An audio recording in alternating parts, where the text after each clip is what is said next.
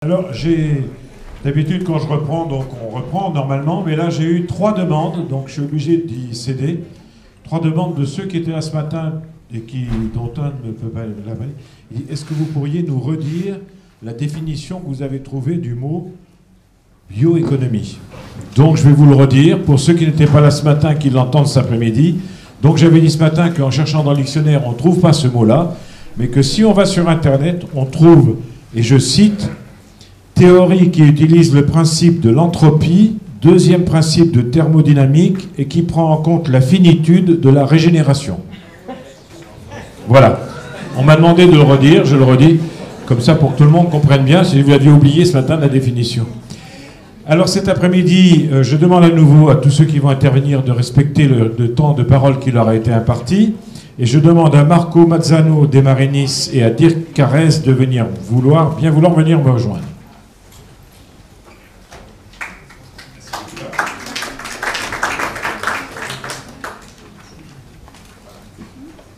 Alors, ce matin, on a parlé essentiellement, pour ceux qui étaient là, de la France, des problèmes français. Et pour commencer ce début d'après-midi, on va élargir, puisque le thème est mobilisation des acteurs à travers le monde.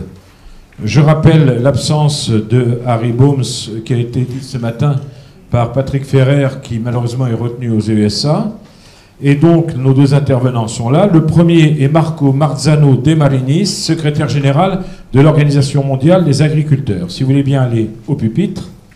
Et avant que je vous laisse parler de ce dont vous voulez parler, dites-nous ce que c'est que cette Organisation mondiale des agriculteurs pour ceux qui ne le sauraient pas. Merci, bonjour à toutes et à tous. Je suis enchanté d'être ici avec vous, et en particulier en compagnie d'un vieux copain, Patrick Ferrer, qui a osé la gentillesse de m'inviter ici dans cette forum. L'Organisation mondiale... Pardon? Ah, plus fort. Désolé, j'essaie de lever ma voix. Normalement, ce qui m'est reproché, c'est que je parle avec les mains, parce que je suis italien, pas parce que je ne parle pas. Mais oui. L'Organisation mondiale des agriculteurs, que j'ai l'honneur de représenter ici aujourd'hui, c'est une organisation internationale qui regroupe toutes les organisations agricoles du monde, ou a l'ambition de représenter toutes les organisations agricoles du monde. D'ailleurs, je peux peut-être vous montrer. Je peux pas. Voilà. Ça, en vert, vous voyez un peu tous les pays dont on touche. On a à peu près 80 pays membres, organisations membres pour une soixantaine de pays. Notre approche se concentre principalement sur la filière agricole, sur le changement climatique et sur la sécurité alimentaire.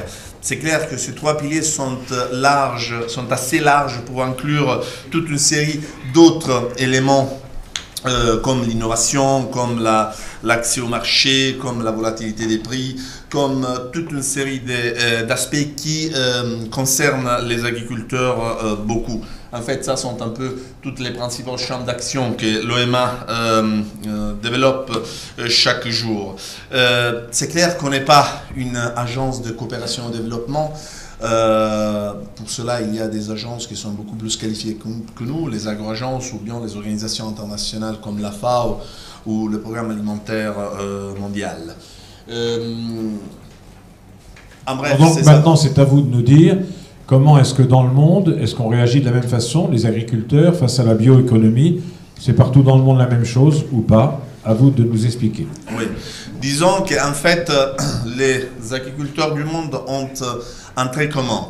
Il y a plusieurs défis qu'ils bousculent dans le monde. Vous pouvez le voir, l'accès à la connaissance, la sécurité alimentaire, le climat, etc. Il y a plusieurs aspects qui sont communs comme préoccupation par les agriculteurs. Et nous, à l'OMA, on a essayé de faire une sorte de stratégie pour mettre en condition les agriculteurs de pouvoir prendre des positions au quotidien dans ce qui sont les forums dans lesquels ils sont interpellés. C'est clair que ce qu'on a démontré et ce qu'on a vu depuis qu'on a commencé à travailler, c'est que les agriculteurs sont d'autant plus marginalisés dans des procès qui les regardent directement.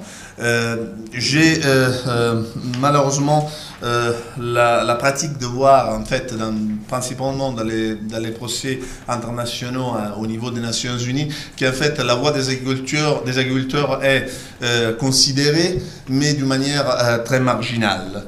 Et en fait, le changement climatique, c'est un de ces domaines dans lesquels on travaille directement. En fait, d'un point de vue aussi des activités que les agriculteurs développent au quotidien. Vous savez, les agriculteurs ont une responsabilité autant pour des actions de mitigation. L'agriculture génère des émissions émises par le travail quotidien dans les champs, comme par les ruminants à travers l'élevage de bétail. Mais c'est clair que à ce type d'activité, les agriculteurs ont toujours essayé de trouver des solutions possibles. Donc en essayant des stratégies d'adaptation. Cette image, c'est une image que j'utilise beaucoup en fait, parce que malheureusement, de plus je voyage dans le monde, de plus je suis inclus dans des discussions internationales, de plus je vois que les agriculteurs ont toujours cette considération d'une personne de culture moyenne-bas qui jette, comme dans cette image, des grains dans l'air. Je pense personnellement que ça, c'est pas une image qui corresponde au rôle des agriculteurs. Ce n'est pas une image romantique ni obsolète. Je pense que ce soit totalement fausse en fait. Les agriculteurs ont, depuis les temps de Babylone, de la Chine des Ming jusqu'au Moyen-Âge européen, ont toujours eu une capacité innovante et une capacité de trouver des solutions efficaces et effectives à leurs problèmes, que ce soit l'élevage des animaux, que ce soit les climats ou que ce soit des approches à l'environnement, ils ont été toujours au centre de la discussion. Donc je pense que dans ce contexte, ce qu'il faut faire, ce qu'on fait dans les quotidiens auprès de l'EMA, c'est de remettre au centre de la discussion les agriculteurs à travers des stratégies et des cas de succès qui puissent être utilisés dans les discussions internationales qui visent le changement climatique, comme aussi bien la sécurité alimentaire et la filière agricole. Quand il m'a été demandé de participer à ce colloque, c'était justement pour essayer de présenter quelle est l'approche que certaines de nos membres développent dans leur région, pas dans la région européenne, mais des régions en dehors de l'Europe, vis-à-vis du changement climatique. Donc j'ai pris la liberté de sélectionner 3 régions du monde, les Amériques, l'Afrique et l'Asie, et vous présenter un peu quels sont les exemples en fait que nos membres développent directement à travers des partnerships avec d'autres entités pour lutter à ce type de menaces. Le premier des cas, ça vient des Amériques. C'est un cas que vous peut-être connaissez parce qu'il n'est pas vraiment utilisé en Europe, mais dans les Amériques, il est largement utilisé. C'est ce qu'on appelle dans les Amériques no tillage. Ici, je pense zéro labour au semi-direct. En fait, c'est un type de travail que prévoit la manque de préparation des champs au moment de la semis. C'est principalement utilisé par les céréales. Vous voyez le succès d'utilisation de cette pratique, ça part des États-Unis où il y a 35% à peu près des cultives, en montant au Brésil 50% jusqu'à 80% en Argentine. Les Argentins sont très fiers parce qu'ils réclament d'avoir été les inventeurs de ce type de méthode. D'ailleurs, M. Trucco, que c'est une des personnes qui considère avoir été l'inventeur de cette méthode, travaille avec l'Organisation mondiale des agriculteurs et sera à Paris lors de nos activités auprès du COP 21. Donc si vous avez l'intérêt, vous pouvez participer à un de nos colloques, il sera là à expliquer ce genre de système. Quels sont les avantages et les points de faiblesse de cette pratique? Comme je l'ai dit, ça concerne un type d'utilisation sans préparation du terrain. Cela signifie donc qu'il n'y a pas d'érosion importante dans les terrains. Considérez que chaque fois qu'on travaille les terrains pour préparer la semis, il y a à peu près 10 millions d'hectares qui chaque année s'envolent. Donc, et il faut au moins 40 fois plus de temps pour les reconstituer. À travers ce type de travail, il y a aussi une énorme dispersion de carbone dans l'atmosphère. et donc une perte aussi de l'humidité du terrain. Donc c'est clair que ce genre de technique, à travers ce type de couche de matériel organique qui est laissé sur les champs à la suite des récoltes, fait en sorte que l'eau, le terrain devient plus humide, donc aussi plus fertile. Donc les rendements des terrains même deviennent sûrement plus importants. Vous les voyez en termes de relaxation des émissions de carbone. Vous voyez un peu la petite image sur la gauche dans mon slide. C'est clair qu'à travers cette majeure fertilité, il y a aussi une majeure production alimentaire. Le problème, c'est que c'est clair que ce n'est pas tout or ce qui brille. Il y a aussi des points de faiblesse de ce système, parce que le fait de laisser des couches de matériel organique, une sorte de tapis sur les champs, fait en sorte que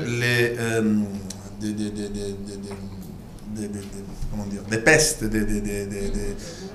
voilà, tout à fait, se manifeste dans les champs. Donc il y a une utilise beaucoup plus importante de ce qui sont les pesticides ou désherbants, etc. Donc vous voyez que c'est une technique qui s'est assez développée. Il y a un autre avantage très important, c'est clair que tout ce qui est la préparation des champs demande une consommation énorme de carburants fossiles, qu'à travers ce type de technique, c'est abandonné. Donc on arrive même à épargner entre 40 et 60% des émissions qui proviennent des matériaux, des carburants fossiles. Donc ce qui est la contribution de la part des Amériques vis-à-vis du changement climatique. Un autre exemple très intéressant qui concerne la région africaine et qui a eu beaucoup de succès, dans lequel on a participé activement à travers nos membres, c'est l'Evergreen Agriculture.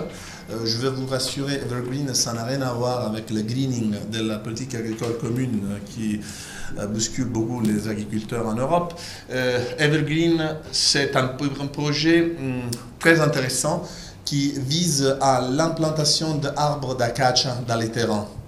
On considère à peu près 100 arbres d'acacia dans un hectare de terrain. Ce projet a été développé, c'est un consortium, donc c'est ce qu'on appelle l'issue d'un PPP, un partenariat privé-public, avec le CGIAR, qui sont des centres de recherche en agriculture, avec la Banque mondiale et les agriculteurs. On a visé 3 pays, en particulier le Zambia, le Malawi et le Kenya. Et en fait, ce type d'arbre, l'acacia, a des propriétés importantes, car elle arrive à absorber le nitrogène dans l'air et en même temps à le rediffuser dans le sol, en ayant tout un effet dopant, en fait. Hein. C'est du bon dopage, du dopage naturel. C'est-à-dire qu'à travers ce processus, la fertilité des terres augmente énormément. On considère, on estime en Zambie par exemple, que la production de certains produits a monté de 30%, mais dans des pays comme le Malawi et le Kenya, elle a doublé, sinon triplé. Ça, c'est un des avantages les plus directs. Le deuxième avantage énorme, c'est le maintien des eaux pluviales dans la terre. Vous voyez, elle permet de monter l'utilisation des eaux pluviales jusqu'à 380%. Il permet aussi de capturer les tonnes de carbone, 4 tonnes de carbone par hectare, et réduit les émissions de CO2 de 3,5 millions d'émissions par hectare. Donc vous voyez que en fait même les pays moins avancés arrivent à travers une approche coordonnée faite par les agriculteurs les leaders de ce projet, et avec le support financier de la Banque mondiale et des centres de recherche, arrivent à développer des projets assez ambitieux qui sont d'une certaine manière qui affectent directement pas seulement la sécurité alimentaire, l'aspect climatique de la question, mais aussi la sécurité alimentaire et par conséquent la stabilité sociale qui dans certaines régions du monde est très important. Le printemps arabe nous l'explique, mais aussi ont un effet direct sur la gaine financière des agriculteurs.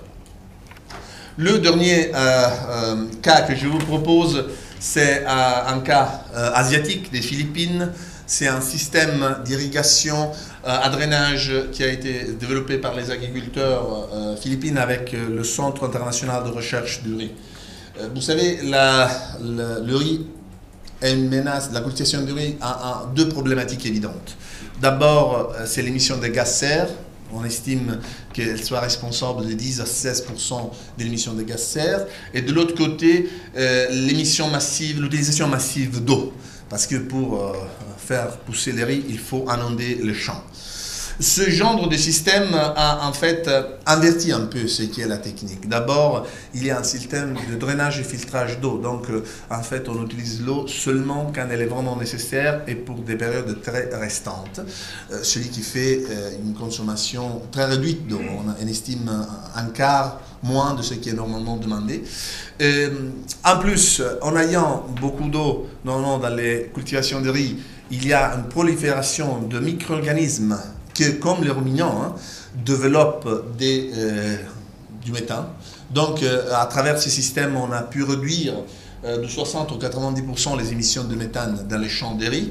Et c'est clair que, surtout dans les pays en voie de développement, il y a une utilisation massive des pompes mécaniques à diesel pour irriguer les champs. Donc, ce type de système a facilité une baisse considérable de l'utilisation du diesel dans ce type d'activité. Et dernièrement, l'augmentation de la production de riz. Oui, ce type de système a facilité ou a rendu possible que la production de riz a augmenté au lieu de diminuer. On pense moins d'eau, moins de riz. Par contre, les plantes de riz se sont fortifiées à travers ce type de système et en fait ont arrivé à produire beaucoup plus de riz que prévu. Donc, pour faire un peu la synthèse de ces trois cas d'exemple que je vous ai brièvement présentés, je pense qu'une solution pour faire face au climat est possible. Est possible aussi de la partie des farmers, c'est-à-dire les agriculteurs sont des personnes très responsables qui en fait ont emprunté leurs champs, leurs terres des générations à venir. Et leur principal objectif, c'est de la rendre de la même manière, sinon mieux, de comme ils l'ont reçu.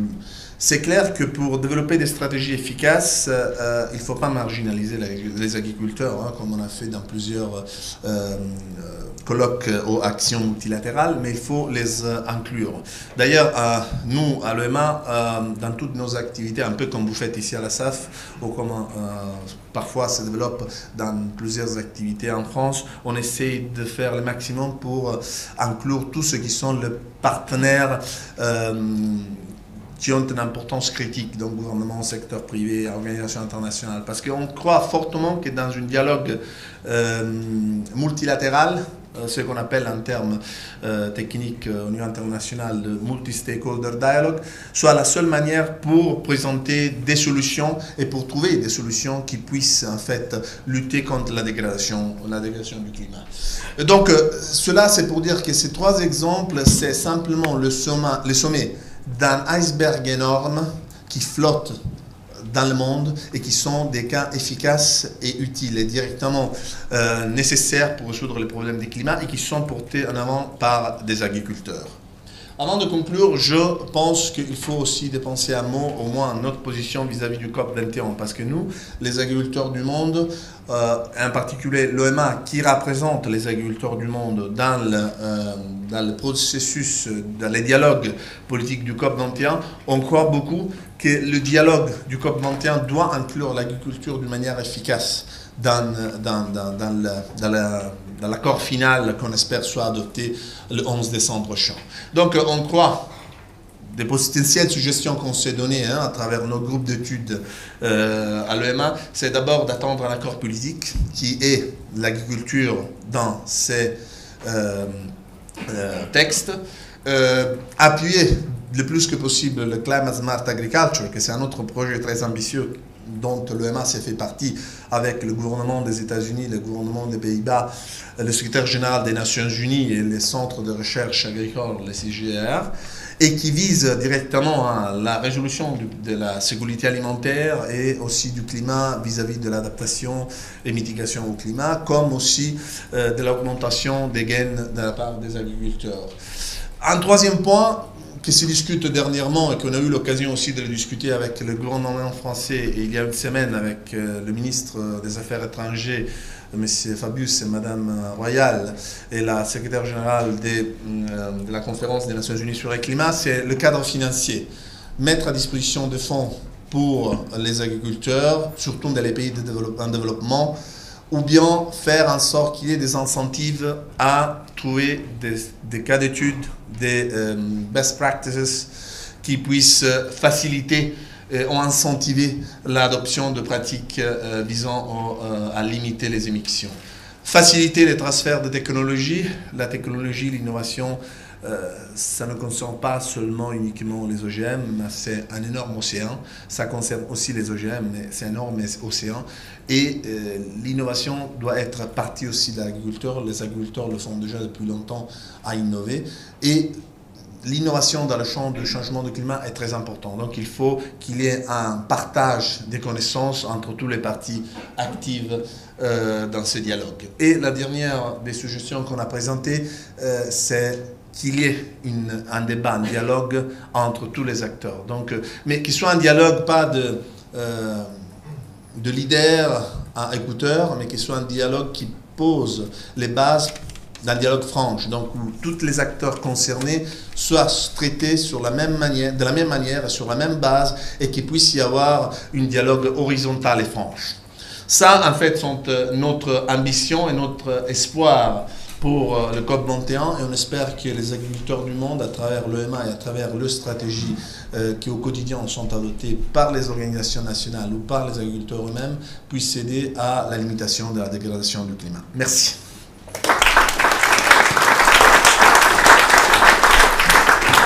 Merci beaucoup Marco et bravo pour le maniement de la langue française. Je sais que vous parlez anglais aussi bien d'ailleurs. Dirk Carrez, si vous voulez bien aller là-bas. Dirk Carrez, vous êtes directeur exécutif du consortium des industries biosourcées. Alors d'abord, si vous avez la gentillesse de nous dire ce que sont les industries biosourcées, le consortium. Et ensuite, là on a parlé d'Afrique, des USA, des États-Unis, de l'Amérique latine et d'Asie, et vous allez nous parler d'Europe. Tout à fait. Mesdames, Messieurs, bonjour.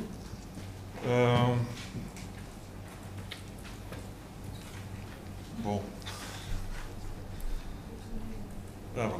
Donc, je vais commencer à expliquer en effet ce qu'on fait au niveau européen, et je commence à expliquer un peu ce que fait le Bio-Based Industries Consortium. En effet, c'est une association, si vous voulez, d'entreprises. On a été établi en 2012. Et en effet, BIC, ou le BIC, est le partenaire privé dans le partenariat public-privé, dont la Commission est le partenaire public. Et cette initiative s'appelle le Bio-Based Industries Initiative, Joint Undertaking. Et je vais vous expliquer ce qu'on fait plus tard.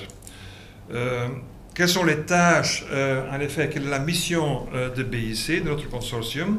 Eh bien, d'abord, on définit l'agenda d'innovation pour les BPI, et en plus, chaque année, on définit les projets qui doivent être financés par ce partenariat. On essaie aussi de mobiliser ce qu'on appelle les stakeholders, donc surtout l'industrie. Et l'industrie, ce sont des grandes entreprises, mais certainement aussi les PME et les clusters comme IAR, les instituts de recherche, les universités et maintenant aussi les régions et les banques. Et on met aussi l'accent sur comment approuver les conditions pour ce qu'on appelle Access of Finance, pour attirer en effet les investissements en Europe. Très important, nos acteurs ou nos membres couvrent toute la chaîne de valeur, donc y compris l'agriculture, agrofood, donc foresterie, pâte à papier, biotech, chimie, énergie. Et ça c'est assez important parce qu'on essaie vraiment de développer en Europe des chaînes de valeur dans lesquelles chaque acteur retrouve une valeur ajoutée. Et ceci explique un peu d'où viennent nos membres. Donc, on a plus ou moins 80 membres pour l'instant, membres industriels, dont la moitié sont des grandes entreprises et l'autre moitié sont des PME ou les clusters de PME. Et on a pas mal de ce qu'on appelle membres associés, universités, instituts de recherche, mais comme j'ai dit aussi des banques et les régions. Alors, qu'est-ce qui se passe en Europe? Tout d'abord, au niveau mondial, on voit que ça bouge. Au niveau américain, on a une stratégie pour la bioéconomie et comme vous savez, on investit beaucoup dans les projets de démo. Au début, au niveau biocarburant, mais de plus en plus aussi, on finance des projets au niveau produits chimiques. Au Brésil, bien sûr, depuis longtemps, on a déjà stimulé toute l'industrie de bioéthanol. Et maintenant, on voit aussi que ce bioéthanol est utilisé pour produire des plastiques, par exemple, avec aussi des investisseurs européens. Et en Asie, il y a des investissements énormes en Chine, mais je peux aussi ajouter qu'en Malaisie, à Thaïlande, il y a pas mal d'investissements aussi. Alors, au niveau européen, la Commission européenne ou l'Union européenne a développé une stratégie pour la bioéconomie. Ça a été adopté en 2012 et le focus, donc l'objectif, est vraiment la production de produits biobasés ou biosourcés, bioénergie à partir de biomasse. Très important, c'est que ce n'est pas un DG comme avant, il y a plusieurs, ce qu'on appelle DG, qui supportent cette stratégie, donc recherche et innovation, mais aussi agriculture, environnement, maritime, DG Grow, donc disons c'est la partie économie de la Commission. Il y a 3 piliers très importants. Comment augmenter les investissements en Europe au niveau recherche, mais surtout innovation. Comment renforcer la politique et aussi l'interaction politique, parce que la bioéconomie ne dépend pas de, disons, une politique individuelle, mais comme j'ai déjà dit, il y a l'environnement agricole, politique agricole, innovation, etc., qui ont un impact sur le développement de la bioéconomie. Et on regarde aussi comment est-ce qu'on peut augmenter, stimuler les marchés et la compétitivité. Je peux vous dire qu'il y aura une revue de cette stratégie prévue en 2017 et les actions pour l'évaluation commencent l'année prochaine. Une des actions, en effet, c'est le partenariat public-privé que je vais vous expliquer. Comme résultat de cette politique ou de cette stratégie au niveau européen, on voit qu'au niveau mondial, pas mal de régions, pas mal d'États membres sont en train de développer ou ont développé leur stratégie. Un peu partout dans le monde, mais aussi au niveau européen. Je sais qu'en France, au niveau régional, on est déjà très actif, mais aussi maintenant au niveau fédéral, je peux dire national. Mais en Europe, il y a pas mal de régions qui sont en train de regarder quels sont nos points forts et dans quel domaine de la bioéconomie est-ce qu'on peut faire un effort supplémentaire. Et ça, c'est assez important. Comme je dis, une des initiatives au niveau européen, c'est le partenariat public-privé Biobest Industries Consortium. Et disons, le cadre de cette initiative est vraiment comment est-ce qu'on peut produire ou développer des produits qu'on utilise tous les jours, des produits chimiques, des bioplastiques, des biocarburants, des emballages biosourcés, etc., à partir de biomasse, toutes sortes de biomasse, vous voyez toute la liste, y compris les déchets organiques, via des bioraffineries, en utilisant des technologies comme des technologies biotech, chimie, thermochimie, enfin les technologies les plus efficaces et les plus durables. Assez important, pour chaque projet, on regarde toute la chaîne de valeur. Donc, commençant avec l'approvisionnement en matières premières, les technologies, comme je viens d'expliquer, et bien sûr développer ou bien de nouveaux produits ou bien les marchés pour des produits existants. Donc chaque projet doit vraiment couvrir toute la chaîne de valeur. Pour l'instant, on se concentre sur 5 chaînes de valeur. C'est la chaîne de valeur, disons, à partir de lignocellulose. C'est la chaîne de valeur forestière, on dit, ou pâte à papier. C'est la chaîne de valeur agro, la chaîne de valeur déchets organiques, ça peut être déchets organiques municipaux ou de l'industrie. Et une autre chaîne de valeur, c'est vraiment essayer de combiner, intégrer des chaînes de valeur existantes. Très important, quel est le budget? Tout d'abord, la Commission européenne a décidé d'investir 1 milliard, presque 1 milliard d'euros dans ce partenariat. Ce qui est assez important comparé avec les programmes précédents, programmes cadres, etc. Assez important, cette fois-ci, c'est aussi l'industrie qui définit les sujets dans lesquels ce 1 milliard doit être investi. Ça, c'est aussi une grande différence. Comme c'est un partenariat, l'industrie aussi a décidé d'investir presque 1 milliard dans les projets dans lesquels ils participent. Et en plus, ils vont investir plus ou moins 1,8 milliard d'euros dans ce qu'on appelle additional activities. Ce sont des investissements en infrastructure. Donc ça veut dire que le budget total pour les 10 ans à venir, c'est plus ou moins 3,7 milliards d'euros. Très important, et ça c'est aussi une grande différence avec les programmes cadres de l'époque, ce budget va être investi non seulement en recherche, projet de recherche, mais une grande partie va être investie en projet démo, ce qu'on connaît déjà très bien aux États-Unis, financé par le Department of Energy par exemple, mais aussi dans des flagships. Et les flagships, ce sont vraiment des nouvelles usines de production innovatives en Europe. Les budgets, par exemple, qui peuvent aller dans un projet flagship, c'est plus ou moins 25 millions d'euros.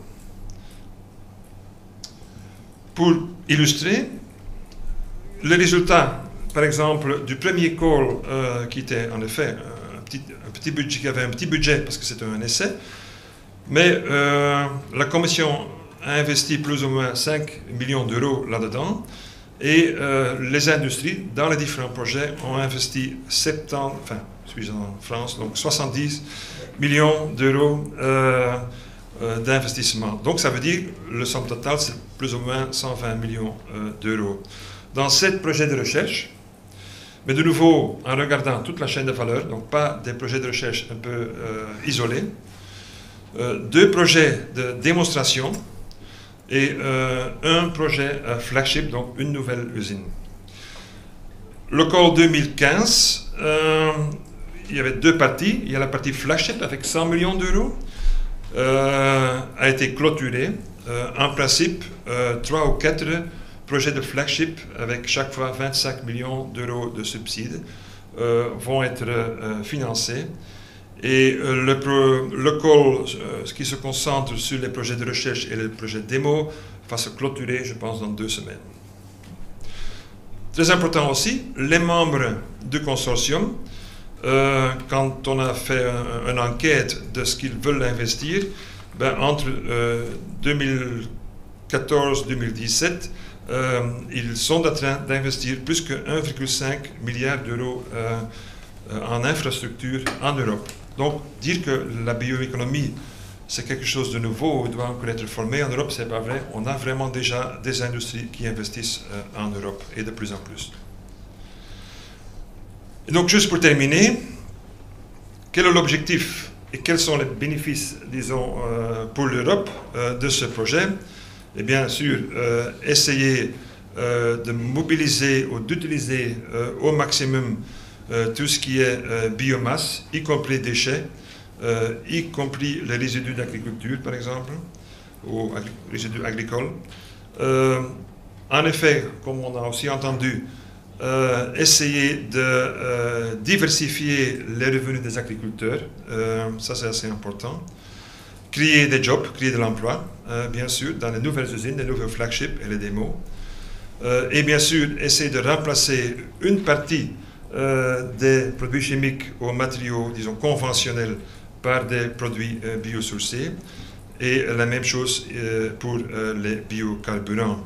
Et bien sûr, avec aussi comme but diminuer les émissions de gaz à effet de serre. Et si vous voulez plus d'informations spécifiques sur ce consortium et sur l'initiative, vous pouvez toujours me contacter. Merci beaucoup, Dirk.